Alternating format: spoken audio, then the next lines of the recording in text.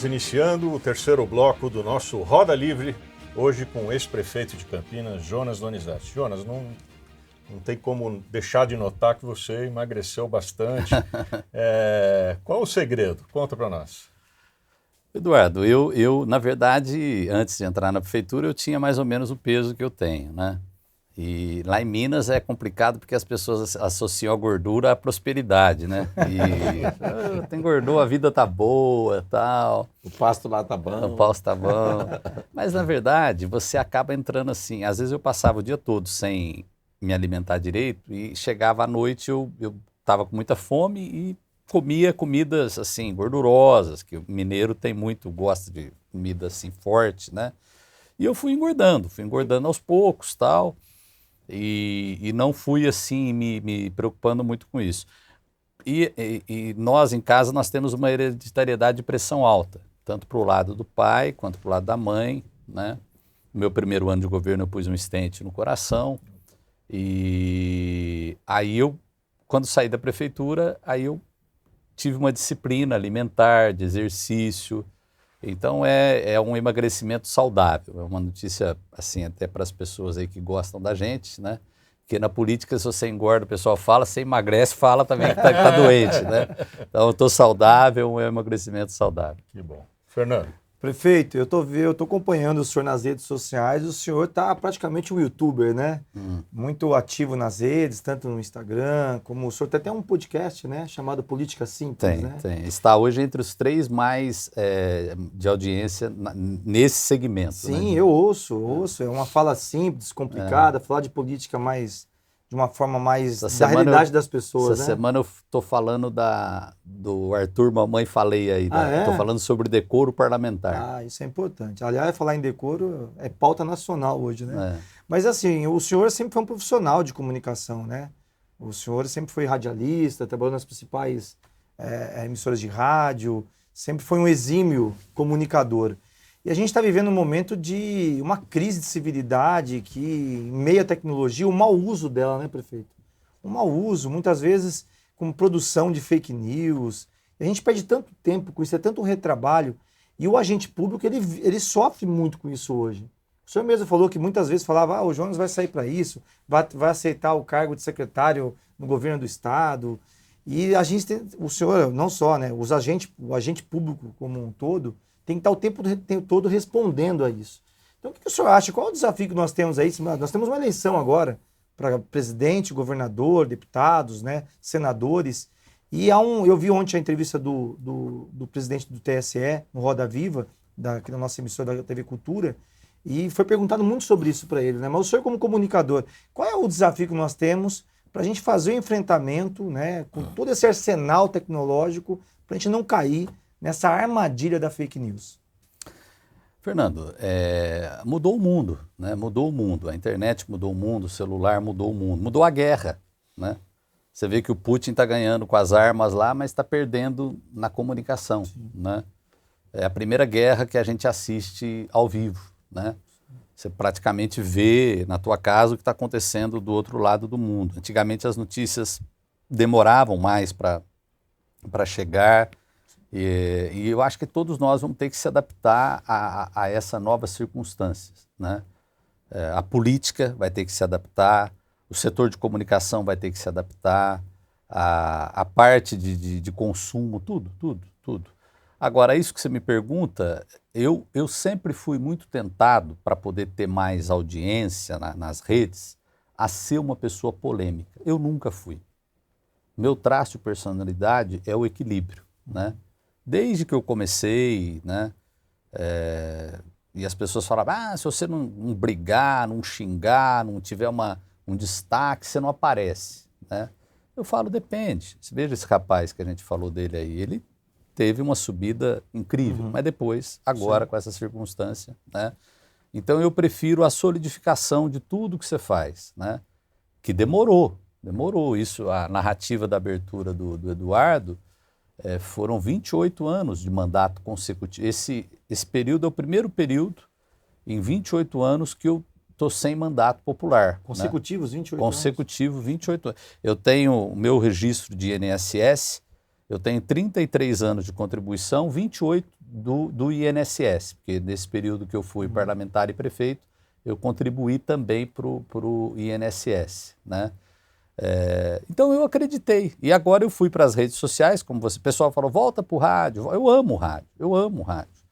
Mas o rádio, para mim, ele não é mais como era, né? Na minha época de manhã, quando eu fazia o programa, era uma coisa assim, todo mundo estava com o radinho ligado, só tinha um rádio, não tinha celular, não tinha nada, né? E hoje as pessoas personalizam o seu entretenimento, né? Tanto que eu fiz um quadro que chama Rádio na Rede, né? Eu faço uma parte que eu fazia no rádio, eu faço nas redes sociais, né? Agora, essa pergunta sua, ela é a pergunta que o mundo todo está fazendo, né? Como é que a gente faz para conviver com isso? Assisti vários documentários, tem um documentário na Netflix que a gente fica alarmado aí de ver como que...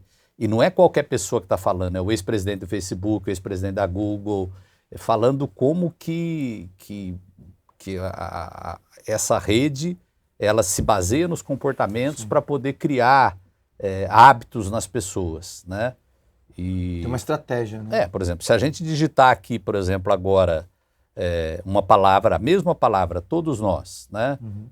Vai aparecer um resultado para cada um, de acordo com aquilo que é o teu histórico de navegação, né? Que é o algoritmo que eles falam na internet. Então eu acho que é realmente a gente conviver com isso e acho que o Brasil faz certo. O que muita gente fala que é tolimento de liberdade, eu acho que tem que ter uma responsabilização de quem se excede. Danilo. Prefeito, essa última semana do Dia Mundial Internacional das Mulheres, e nós temos aí mês de março e abril com o fechamento da janela política dos partidos em todo o Brasil para a escolha do novo presidente da República, deputados federais, estaduais, senadores. A mulher, a importância da mulher na política. Como que o senhor vê o empoderamento e a participação da mulher na política hoje no estado de São Paulo? Danilo, eu acho que é uma coisa que vai acontecer. Hoje eu vi uma reportagem que fala que vai demorar 120 anos. Não vai. Hoje já passa mais mulher na OAB do que homem. Conselho Regional de Medicina já é mais mulheres do que homem, né? Eu acho que vai ter um despertamento das mulheres começarem a participar mais. Quando eu fui prefeito, eu contratei ao todo 9.000 funcionários por concurso, 70% mulheres, né? Porque a grande mão de obra da prefeitura é educação e saúde. Então são profissões onde a mulher está muito presente, né? E eu vejo que é uma coisa assim, natural da mulher ir se inserindo nesse contexto, que é um contexto masculino, né? A mulher teve que lutar para ter direito ao voto, né? E depois também ela sempre teve uma coisa de arcar com a maternidade, com a família, né? Então eu acho que agora você começa a ter um momento em que os homens começam a compartilhar mais essas tarefas de forma natural, uma nova geração que vem vindo. Eu vejo pelo meu genro, né? Lá cuidando da bebê, ajudando minha filha na casa, né? Então eu acho que automaticamente nós vamos ter uma igualdade aí e acho muito importante a participação da mulher na vida pública. Luiz Lauro. Ô Jonas, eu fico aqui pensando comigo, nós que atendemos ouvintes, durante minha vida de homem público, eu vi muito sofrimento, porque a família antigamente era marido, mulher e filhos. Quanto maior a casa, menor o número de filhos. Quanto maior a casa, menor o número de filhos. Quanto menor a casa, maior o número de filhos. A família antigamente, a Yara, minha esposa, é assistente social com especialização após graduação e uma extensão universitária pela Unicamp na área familiar. A Yara me fala muito sobre família. Hoje a família é diferenciada, ela tem a composição de um filho que divorciou, a filha que divorciou, o neto que veio morar com o avô. E o sofrimento desse povo, quantos anos eu percebia que tinha feito um puxadinho na casa e era um sofrimento de perseguição. Me parece que no seu governo você preocupou com essa área de regularizar aquelas pessoas que estavam passando por essa dificuldade. Sim, Luiz, a gente fez um grande processo de regularização, como eu falei, e mais do que isso, pouca gente fala isso, né? mas eu isentei mais de 250 mil imóveis do IPTU, que são imóveis da Coab e imóveis do CDHU. Sim. Só paga a taxa de lixo, né? Eu sei que isso é uma discussão na sociedade, que as pessoas... mas são famílias que o que ganha, gasta para comer. Essa é a realidade, né? Porque o imposto, ele é assim, um saco de 5 quilos de arroz, que você falou. O imposto é o mesmo para o pobre e o mesmo para o rico. Só que o rico compra um saco de 5 quilos de arroz, demora 2 meses. E para ele também, o que ele ganha, o que ele gasta com alimentação, é pouco. O pobre, ele compra um saco de 5 quilos de arroz por semana, né? E a parte do orçamento doméstico pesa muito.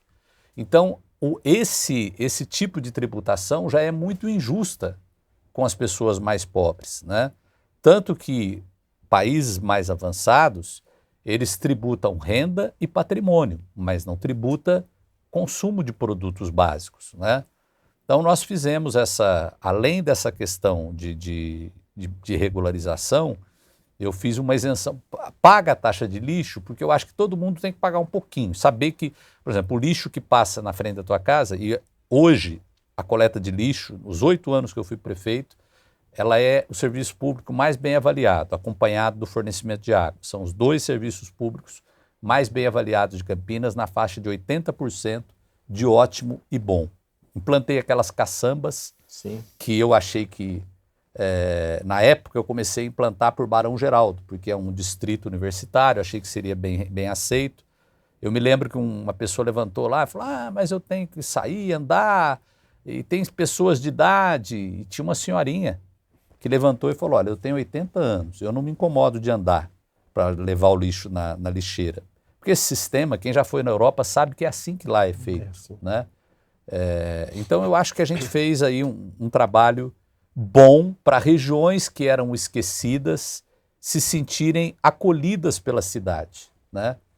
E fizemos esse trabalho de regularização fundiária que, na minha opinião, é muito, muito importante. E uma outra coisa boa que está acontecendo também é que as pessoas, mesmo as mais humildes, elas estão tendo acesso a planejamento familiar. Sim. Né?